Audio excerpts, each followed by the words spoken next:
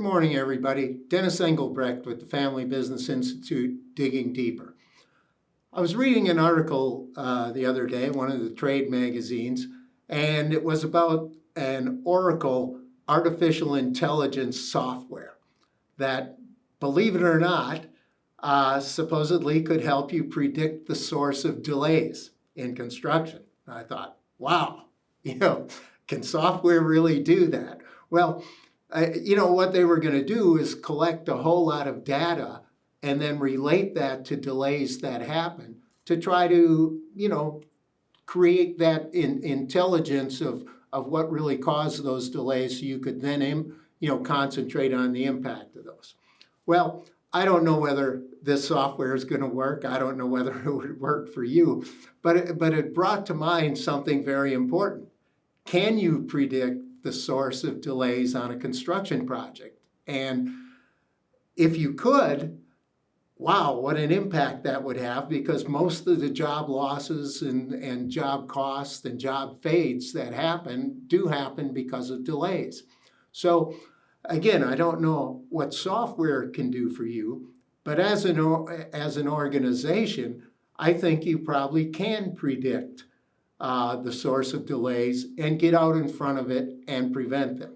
So thinking about that, I was thinking about even through the pre-con process, you're going through the specifications and you get to a particular requirement for, let's just say, a specific supplier, and you know that supplier oftentimes has delays, or, in construction, the elevator operators, there seems to be a whole trade that we have trouble controlling, and we're worried about the delays that may cause. And so up front in pre-construction, you have an opportunity to identify those specifications, materials, perhaps even specific design elements that have been put into the project that could cause further delays. And you can solve some of those right there in pre-construction by hopefully, through RFIs and conversations, making some changes so that by the time you get out the building, you've eliminated some of the potential issues that could cause delay.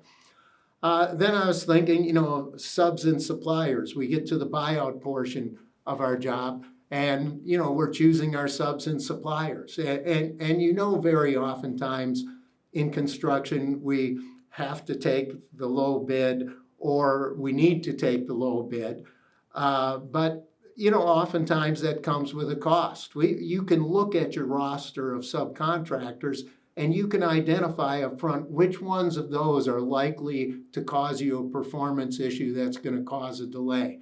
And again, you have an opportunity to get out in front of it in several ways. One is, of course, you could have some conversations and try to manage that subcontractor or supplier, through the process. You could decide to go with a better one, paying a little more, but perhaps costing you a little less, right? Or you can manage the heck out of it as you go through the process, right?